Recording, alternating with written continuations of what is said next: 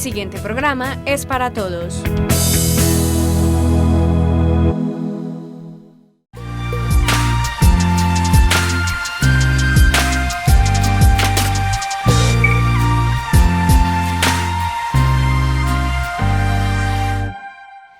Televidentes, un cordial saludo y bienvenidos a una nueva entrega de Signos Vitales, el espacio que desde la televisión de los andinos tenemos para orientar, educar e informar a la comunidad en temas de prevención y promoción de la salud. Precisamente hoy vamos a hablar de dos enfermedades que son las más comunes en la piel, el vitiligo y el acné. Por eso estamos en compañía de la doctora Lía Palacio, ella es dermatóloga de la ciudad de Medellín con más de 5 años de experiencia en este campo. Doctora, bienvenida y gracias por estar aquí en Signos Vitales. Hola, muchas gracias, estoy feliz de estar acá, gracias por invitarme.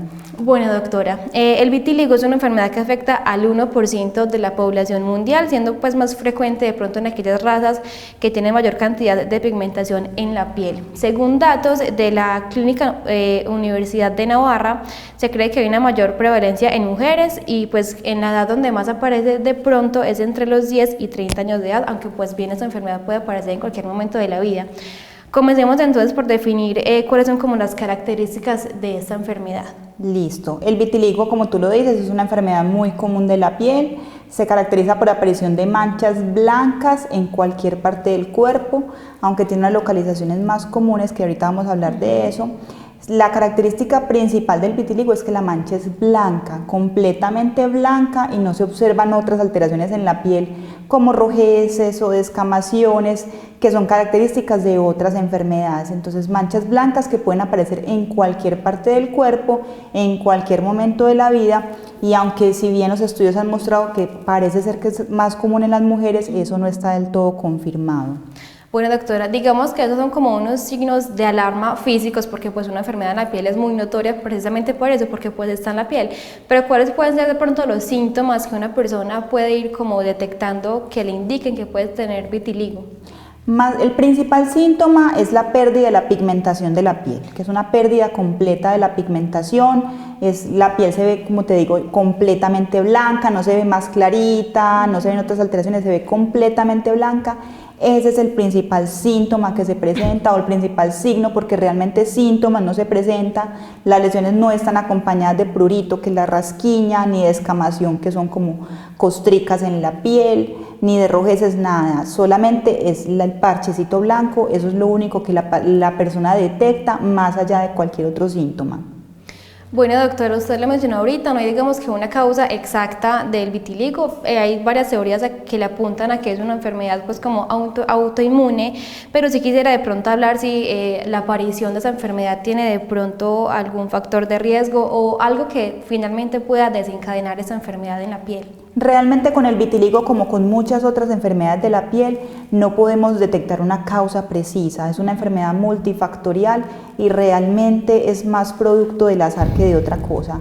El componente genético familiar solamente se encuentra hasta en el 30% de los pacientes, o sea que la gran mayoría de ellos van a presentar vitiligo sin tener un antecedente familiar y no tenemos una causa exacta ni factores predisponentes. Hay algunas enfermedades que pueden acompañar al vitiligo, pero no son la causa del vitiligo. Sí, ahorita tú me vas a preguntar acerca de eso. ¿Cuáles podrían de pronto, doctora, ser las enfermedades que se asocian con el vitiligo? Listo, las enfermedades que más comúnmente se asocian con el vitiligo son las enfermedades de carácter autoinmune, como la tiroiditis autoinmune que desencadena hipotiroidismo, o la diabetes. También se habla de la anemia perniciosa y se habla de la enfermedad inflamatoria intestinal, entre otras de origen autoinmune, pero realmente son enfermedades que acompañan al vitiligo, son comorbilidades. Entonces, en un paciente con vitiligo buscamos descartar estas otras alteraciones, pero si yo trato esas otras alteraciones a nivel autoinmune, probablemente no va a tener mucho impacto en el desarrollo del vitiligo o en cómo evoluciona.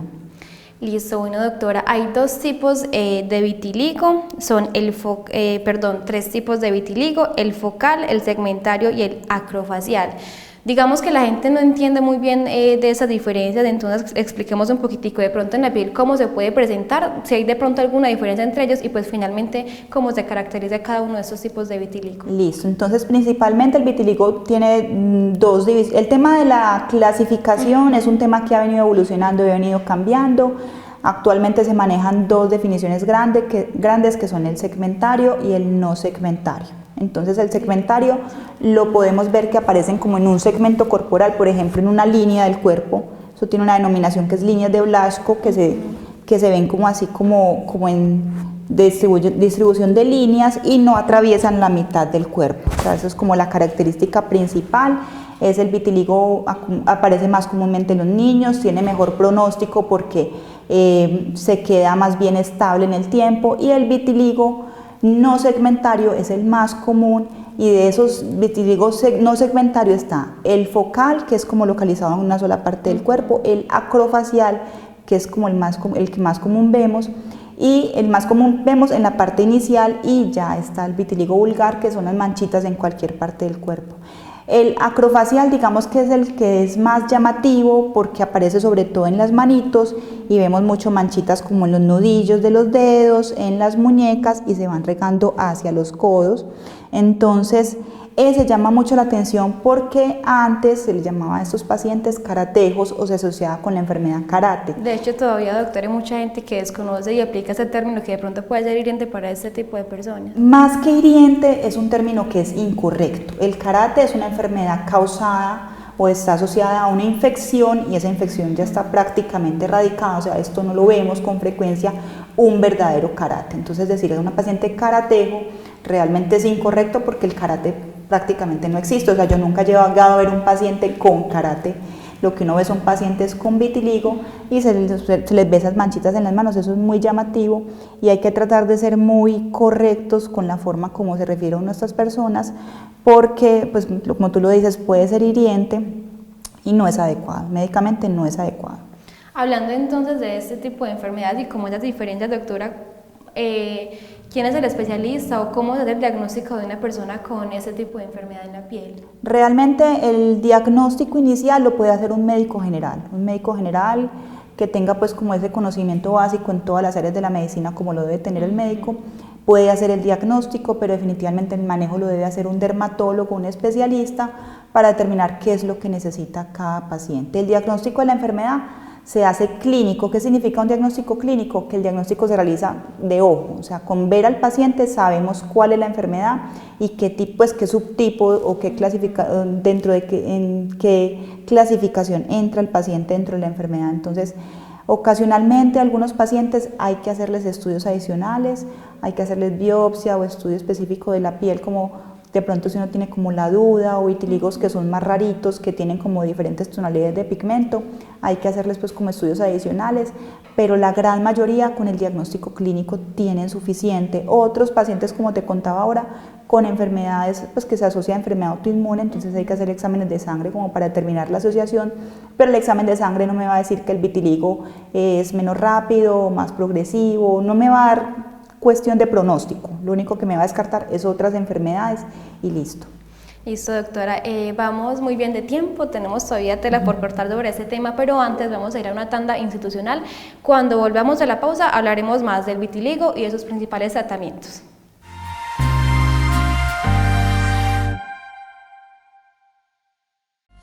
Ya celebramos a mamá y junio es el mes del padre, por eso nos estamos preparando para celebrar a este ser. Anímate y envía un mensaje de felicitación a papá. Los estaremos recibiendo en nuestra línea WhatsApp 312-258-5044 hasta el martes 15 de junio. Anímate y celebremos juntos a papá.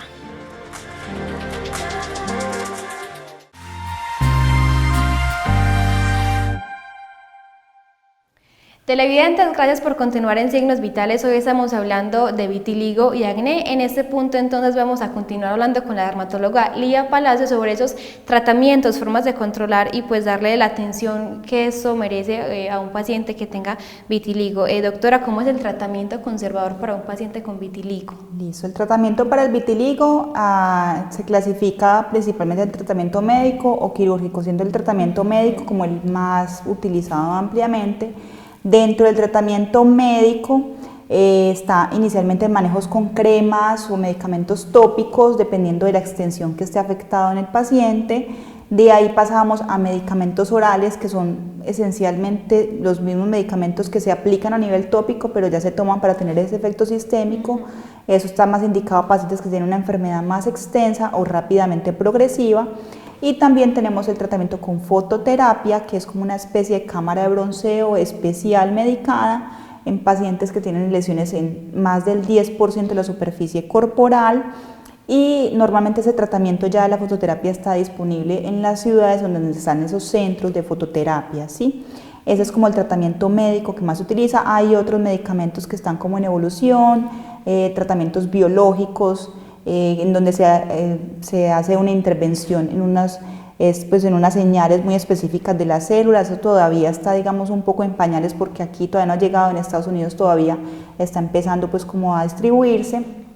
Y de ahí pasamos al tratamiento quirúrgico, que el tratamiento quirúrgico el que más se utiliza son los microinjertos de piel, en donde se toman pequeños fragmentos de tejido de área que tiene pigmento al área que no tiene pigmento, pero es el menos utilizado, el tratamiento menos utilizado, porque son unos pacientes muy específicos que se pueden beneficiar de ese tratamiento. ¿Cuáles pueden ser de pronto, doctora, los efectos secundarios de esos tratamientos para los pacientes? Listo, del tratamiento médico, los efectos secundarios, pues con respecto a los medicamentos tópicos, todos los medicamentos tópicos tienen efectos adversos y particularmente los medicamentos tópicos utilizados para el tratamiento del vitiligo pueden causar adelgazamiento de la piel o que se empeore el parchecito blanco o que salgan venitas o estrías con el uso prolongado. Pueden ser los efectos adversos más grandes que podemos observar con los medicamentos tópicos. Con los medicamentos orales, otros efectos adversos con el uso prolongado, que son algo similar, ya sumado al sobrepeso, al riesgo de diabetes, pero digamos que lo vemos muy poco porque no los utilizamos ampliamente. Y con respecto a la fototerapia, el efecto adverso que más comúnmente vemos es que el paciente se broncee o se ponga más morenito porque la luz induce esa pigmentación de la piel y a largo plazo una fototerapia prolongada y ciertos tipos de fototerapia pueden incrementar el riesgo de cáncer de piel, ¿sí? Con respecto al tratamiento quirúrgico, el riesgo que más vemos es que el tratamiento simplemente no le sirva. Aunado a eso, pues como toda cirugía, pues tiene el riesgo de infección, de sangrado, obviamente va a doler. Entonces esos son como los riesgos que más comúnmente vemos con todos esos tratamientos. Bueno, ya vamos a pasar entonces a otra afección que también es muy importante, que afecta yo creo que a toda la población, pero pues es un tema que de pronto puede inquietar un poquitico más a la juventud y es el acné, que si bien puede afectar principalmente el rostro, pues también da en el pecho, en la espalda y en diferentes partes del cuerpo. Comencemos, doctora, por definir lo que es en sí esa enfermedad, ¿qué es el acné? El acné es una enfermedad muy común en la consulta, es la enfermedad más común en los jóvenes, se caracteriza por aparición de barros y espinillas.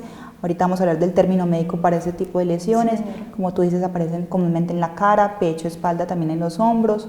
Si bien es una enfermedad muy común en los jóvenes, puede aparecer en cualquier etapa de la vida y hay que hacer varias claridades con respecto a esta enfermedad. Una vez la enfermedad aparece, es una enfermedad que es crónica, o sea que hay que hacer tratamiento por largo plazo. Los tratamientos normalmente se hacen por meses y años y no es que el paciente se aplique el tratamiento 2-3 meses, se mejora un poco, que es lo que suele pasar, suspende el tratamiento, dice yo no me curé el acné y realmente eso no va a pasar, el acné no se cura, se controla porque es una enfermedad crónica, ¿sí? Y otra cosa que hay que hablar con el acné es que el acné no es una enfermedad causada por una infección de la sangre o una cuestión del hígado o que hay que limpiar el hígado, que son creencias también muy comunes. Eso hay que tumbar esas creencias porque realmente no sucede de esa manera y eso hace que los pacientes retrasen en búsqueda del tratamiento adecuado y se empiezan a hacer cosas en la casa que no son muy convenientes o incluso pueden causar enfermedades por consumir ciertas medicinas o ciertos derivados vegetales que pueden enfermar el hígado. Antes de hablar de este tema, que yo sé que los televidentes tienen muchas inquietudes y muchas dudas y por supuesto vamos a abordarlas, tenemos una sección, doctora, que se llama Consulta Rápida. Aquí precisamente ellos, nuestros televidentes, envían 2-3 preguntas con el tema, entonces yo quisiera que primero fuéramos a esa sección porque nos va a dar pie como para ampliar más este tema. Vamos entonces a conocer la primera pregunta de nuestro televidente en Consulta Rápida. Hola, soy Diego del municipio de Jardín. Quisiera preguntarle al especialista si existe alguna pastilla o medicamento que pueda controlar el acné. Bueno, con respecto a esa pregunta, el acné, como le contaba ahorita, no se cura, el acné se controla. Hay algunos medicamentos que pueden ayudar a controlar el acné, como son la oxiciclina, que es un antibiótico, la espironolactona también se menciona mucho, o la isotretinoína también es muy común, pero definitivamente estos medicamentos no deben ser autorrecetados, o sea, el paciente siempre debe tener la guía del médico, en este caso del especialista en dermatología, dado que los medicamentos todos tienen efectos adversos. Entonces la oxiciclina es un antibiótico que no se debe consumir por más de cierto tiempo, tiene efectos adversos como gastritis o algún tipo de malestar. La espironolactona puede causar alteraciones en el potasio y el paciente puede sentirse físicamente enfermo y no saber que es por la espironolactona, e incluso puede causar alteraciones en el ritmo cardíaco y se puede morir, o sea, no es un medicamento inocuo. Y con respecto a la isotretinoína, es un medicamento que puede causar alteraciones fetales o malformaciones, está completamente contraindicado en pacientes que estén embarazadas o estén buscando embarazo, y también está contraindicado la ingesta de licor con este medicamento. También se deben hacer exámenes, hacerse un seguimiento clínico, o sea, estos medicamentos pueden ayudar a controlar el acné, pero definitivamente de la mano del especialista. El paciente solo no debe buscarlos, ni debe ser algo que se lo recete en la farmacia o se los recomiende a alguna vecina o alguna amiga, porque pueden causar efectos adversos que pueden acarrear la muerte. Súper importante, doctora, siempre el tema de la automedicación, muy importante, y más con este tipo de pastillas que uno cree inofensivas o que se las recomienda al amigo, pero no, hay que consultar porque puede ser riesgoso siempre para nuestra salud. Otra duda, otra inquietud, otro de pronto mito que puede tener la comunidad es el que tiene nuestro televidente con esta pregunta. Buenas tardes, mi nombre es Johnny Andrés Velázquez y tengo una inquietud. Mi pregunta es, ¿el sol ayuda a secar mi piel grasa? Definitivamente el sol no es una recomendación adecuada en el tema del acné y de hecho para casi ninguna enfermedad. Solamente algunos pacientes muy puntuales se benefician de recibir el sol en ciertas horas del día y en ciertas localizaciones del cuerpo.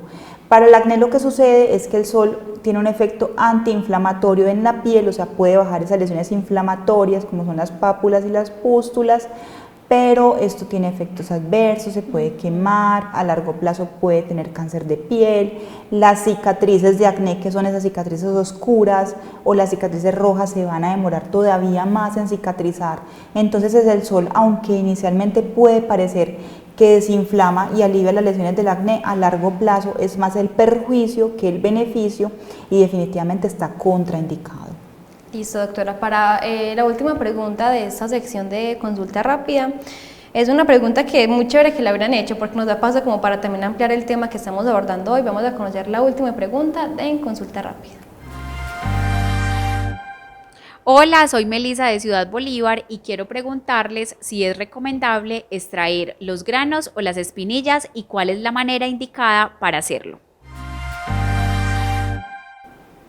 Definitivamente manipularse, apretarse o exprimirse las lesiones de acné como son las espinillas o los barros no es una práctica que se deba hacer o que se deba recomendar para todas las personas. Hay un procedimiento de consultorio que se llama extracción de comedones, que es como una especie de limpieza facial muy enfocada para sacar estas lesiones y normalmente se acompaña de la aplicación de ciertos químicos o de ciertas sustancias que ayudan a largo plazo a controlar todavía más el acné. Entonces, el procedimiento de extracción de comedones se puede llevar a cabo en el consultorio y en la casa. En algunos pacientes muy concretos se recomienda el drenaje de algunas lesiones, sobre todo aquellas lesiones que son pústulas o llenas de pus, que están muy inflamadas y que se pueden beneficiar del drenaje para tratar de resolver más rápido la lesión. En estos pacientes muy puntuales uno les explica en la consulta cómo deben llevar a cabo el procedimiento bajo unas normas de asepsia y de cuidado específico, pero son pacientes que tienen la guía del médico y digamos el visto bueno del médico. Pero que el paciente solito en la casa empiece a manipularse y apretarse y sacarse de aquí a allá, realmente no es lo recomendable y lo que sucede es que empeora la cicatriz o ya puede dejar en sí una cicatriz, una lesión que inicialmente no iba a quedar con cicatriz o con una marca visible. Un error muy común que yo creo que todos alguna vez, doctora, hemos cometido.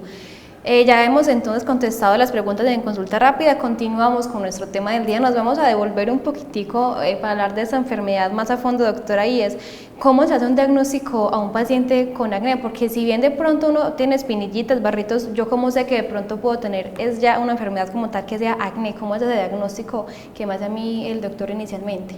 Realmente el acné es una enfermedad, es un término muy amplio y desde que el paciente empieza, así sea con pocas lesiones o con un par de espinillitas, ya de por sí se denomina acné. Lo que pasa es que hay diferentes tipos de acné, y es ahí donde podemos hacer la diferenciación, ¿sí? Pero desde que el paciente tenga algunas lesiones ya clasificamos como acné y el diagnóstico es esencialmente clínico, como lo hablamos ahorita con el vitiligo. Yo viendo al paciente me doy cuenta que tengo acné y los exámenes se hacen básicamente como para descartar otras alteraciones que a veces pueden estar acompañando al acné, pero no es obligatorio hacer exámenes para la mayoría de los pacientes, solamente con el examen físico en la consulta es suficiente para hacer el diagnóstico. Bueno, usted lo ha dicho, se puede presentar de muchas formas con espinillitas, granitos, barros o ya de pronto de forma más pronunciada en el rostro o bien en diferentes partes del cuerpo. ¿Cuáles son, doctora, esos diferentes tipos de acné que usted mencionó anteriormente? Listo, entonces dentro de la clasificación del acné podemos ver muy comúnmente el acné cosmético, que está causado por el uso de algunos tipos de maquillajes o de cremas o de algunos medicamentos específicos. También tenemos el acné juvenil, pero digamos que esas clasificaciones ya casi no se utilizan. Sí, lo que más vemos es como más una diferenciación en la clínica o en la forma en cómo se presentan las lesiones. Entonces tenemos las espinillas, que el término médico son comedones que pueden ser abiertos o cerrados, y es ahí donde tenemos las espinillitas negras o las espinillas blancas que son como sin boquita. También tenemos los barros, que son las lesiones inflamatorias, y ahí tenemos las pápulas inflamatorias o las pústulas, que ya vemos como el puntico blanco en la lesión, y ya lesiones un poquito más severas que son los quistes, que son lesiones nodulares que se ven más metidas en el tejido, debajo de la piel, que no tienen como una salida visible de la lesión y se demoran mucho más tiempo en resolver. Entonces, más bien basado en las características clínicas del acné, empezamos a hacer una clasificación y hacer un tratamiento dirigido al paciente. Doctora, yo entiendo que sobre esos tipos de acné puede influir de pronto el tipo de piel de la persona, seca, mixta, grasa, de pronto factores ambientales y pues los cosméticos que usted ya los mencionó generalmente, pero digamos, yo cómo puedo tener un cuidado básico desde el hogar si de pronto pues no tengo los ingresos suficientes para ir donde un dermatólogo para iniciar un tratamiento, o bien pues creo que lo puedo controlar desde el hogar. ¿Cuáles son como esos cuidados básicos de toda persona con el tema pues como de la piel y el cuidado del cutis? Listo, con respecto al acné se hace un cuidado básico que realmente es el estándar para todas las personas, tal vez utilizando unos productos más específicos. Entonces lo principal es la limpieza con jabones específicos para el acné o con limpiadores específicos para el acné. Normalmente se trabajan limpiadores suaves o limpiadores con algunos componentes activos que nos ayudan a manejar la parte inflamatoria de las lesiones, pero definitivamente no se recomienda limpieza con productos exfoliantes o abrasivos o remedios caseros, que la miel con el azúcar u otra clase de preparaciones. Hay que recordar siempre que lo de la cocina debe permanecer en la cocina y no va a ir en la cara. Lo de la cara hay unas formulaciones especiales y para eso está la química cosmética, que tiene una serie de formulaciones para utilizar esos productos específicos. Entonces la limpieza es lo más importante, las recomendaciones cada 12 horas en la mañana y en la noche. De ahí pasamos a la hidratación, que es un error pensar que la piel grasa no requiere hidratarse, pero la piel grasa también requiere hidratarse. Además que muchas veces le intentamos quitar la grasa y la grasa natural a la piel con el jabón, y lo que sucede es que la piel produce más sebo como mecanismo de defensa y puede empeorar las lesiones de acné. Entonces, hidratación idealmente en la mañana y en la noche. Algunos pacientes no toleran la hidratación en la mañana por lo mismo, porque se sienten muy grasositos. Entonces, principalmente en la noche la hidratación.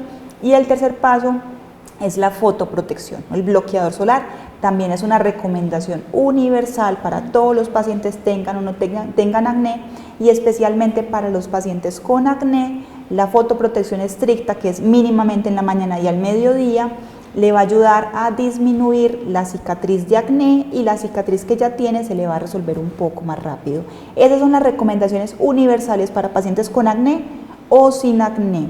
Ya, ¿qué cosas puede hacer el paciente en la casa? Realmente, si no tiene la posibilidad de asistir a una consulta dermatológica, que se entiende que es costosa para algunos pacientes o no es accesible, el médico general está en la capacidad de hacer manejo de un acné. Pues de un acné leve, el médico general está en toda la capacidad de hacer el manejo. Ellos tienen los conocimientos para dar el tratamiento con medicamentos orales y medicamentos tópicos cuando sea pertinente. Doctora, muy importante, muy interesante todo lo que hemos hablado hasta el momento. Vamos a ir a una breve tanda institucional. Cuando volvamos vamos a continuar hablando del acné, de algunos tipos de tratamiento y por supuesto vamos a quitar como algunos mitos o falsas creencias con respecto a esta enfermedad. No se muevan que ya regresemos en Signos Vitales.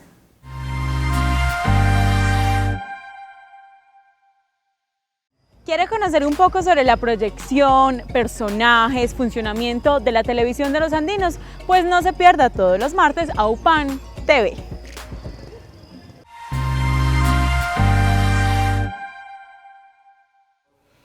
Continuamos en Signos Vitales, estamos ya en la parte final de nuestro espacio hablando con la dermatóloga Lía Palacio sobre el acné. En la primera parte hablamos del vitiligo. Doctora, para ya finalizar como esa parte del programa hablando sobre el acné, pasa mucho que pues el acné, ya lo mencionamos, pero de pronto no lo hemos abordado bien, se genera en el rostro, en la espalda, en el pecho y de pronto como en otras partes del cuerpo. ¿Esto por qué se puede presentar? ¿A qué se debe que el acné me salga a mí en la espalda, en el pecho o en el rostro solamente?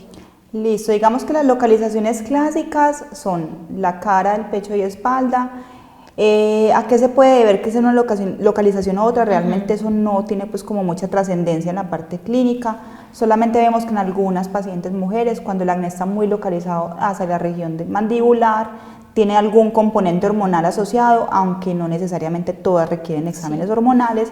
En los adolescentes que están empezando con acné también es muy común ver como espinillitas en la frente, pero tampoco eso tiene como gran impacto pues como en el tratamiento del paciente. Hay que tener en cuenta que las localizaciones clásicas son estas, la cara, el pecho y la espalda. A veces salen lesiones en los brazos o en los muslos o en los glúteos.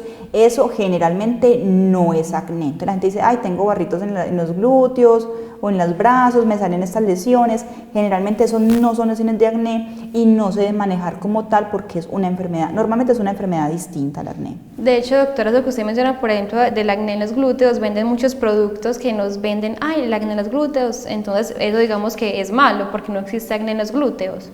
Digamos que no es del todo malo porque generalmente algunos medicamentos que ayudan para el acné ayudan para estas otras enfermedades que pueden aparecer en estas localizaciones. Entonces digamos que el paciente puede encontrar alivio o mejoría de las lesiones utilizando estos medicamentos. Digamos que no es malo en el sentido que le va a hacer algún daño al paciente porque probablemente se va a mejorar un poco, pero digamos que no es lo más adecuado o no se está haciendo un diagnóstico adecuado de la enfermedad, o a largo plazo el paciente podrá pensar que no me curé el acné, lo que volvemos ahora, porque el acné no se cura y probablemente estas otras enfermedades de la piel tampoco sean enfermedades que se curen, sino que más bien se controlen a largo plazo.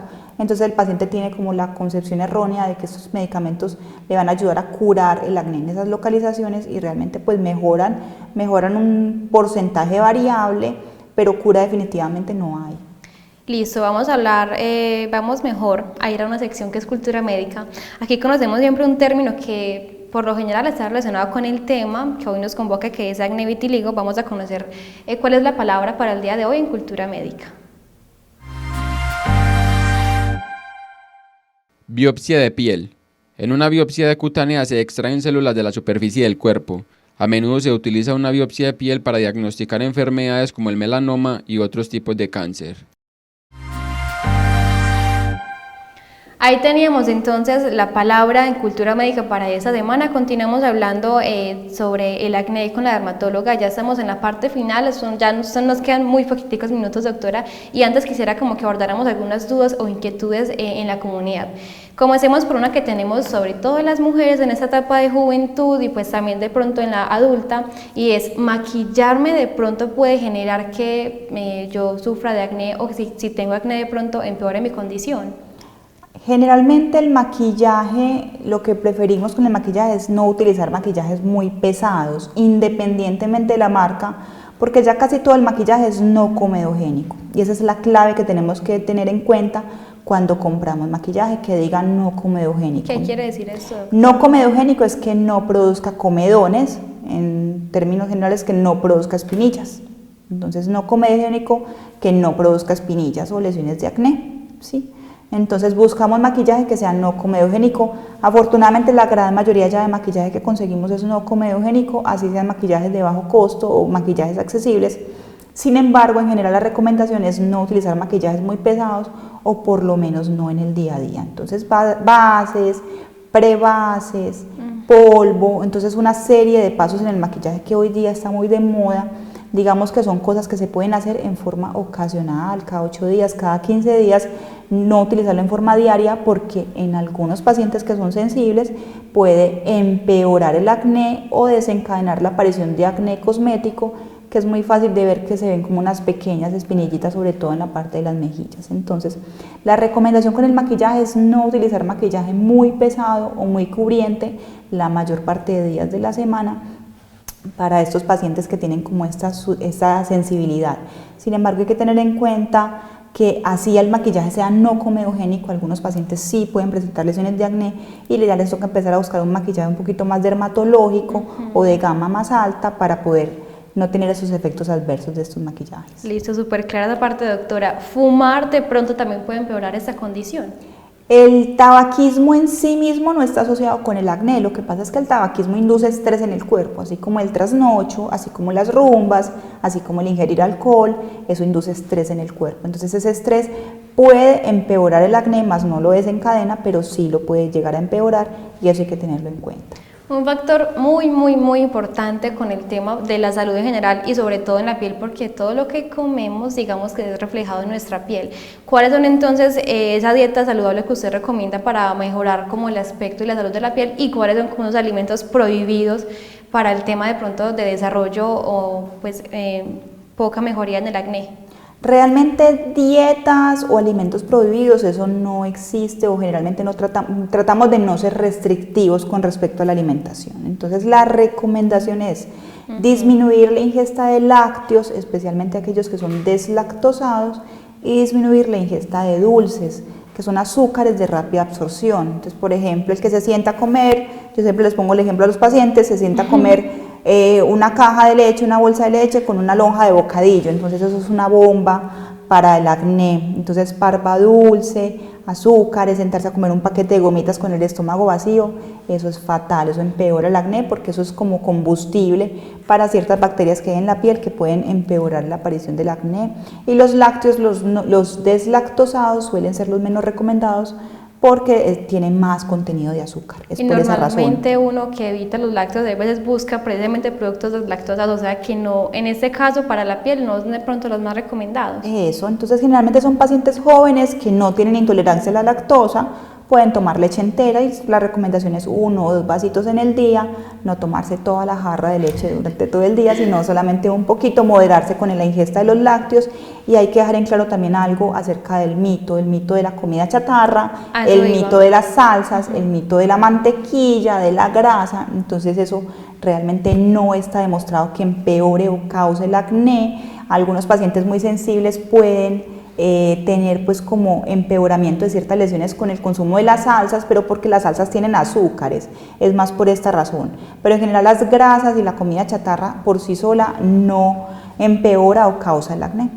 Doctora, esta pregunta la tenemos muchas mujeres y con los métodos anticonceptivos, las pastillas a veces pueden regular eso, pero por ejemplo con el tema de por ejemplo esos métodos de planificación que pueden de pronto despertar el acné en una paciente que de pronto no ha padecido esa enfermedad. ¿Qué tan cierto es esto? ¿Cómo funciona? Y si puede de pronto presentar acné por algún método de planificación. Listo, con respecto a los métodos de planificación, el más común que puede estar asociado con el acné es el Yadel, como tú lo dices, que son las barritas que normalmente se ubican acá en los brazos.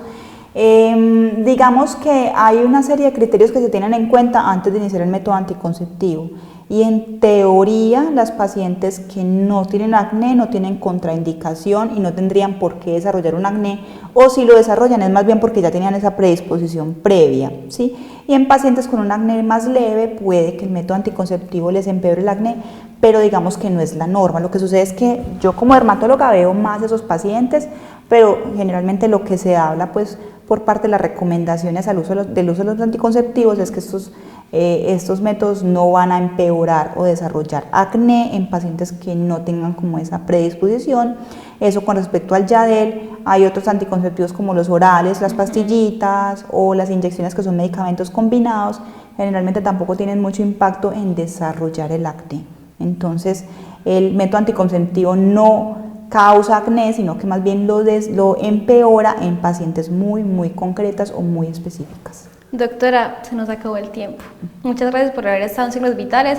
Muy valioso todo lo que él nos contó, lo que nos aclaró y por supuesto pues cómo nos educa sobre ese tema que de pronto tenemos algunas conductas erróneas en relación con el vitiligo y pues también con el acné. Muchas gracias por haber estado en Signos Vitales hoy. Muchas gracias por invitarme. Estoy muy feliz de estar aquí el día de hoy.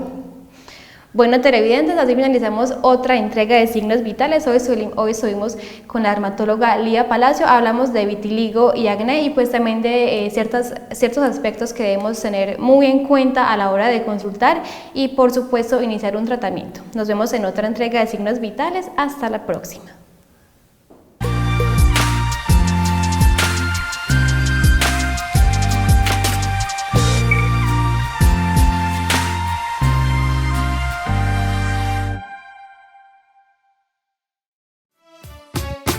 AUPAN, la televisión de los andinos.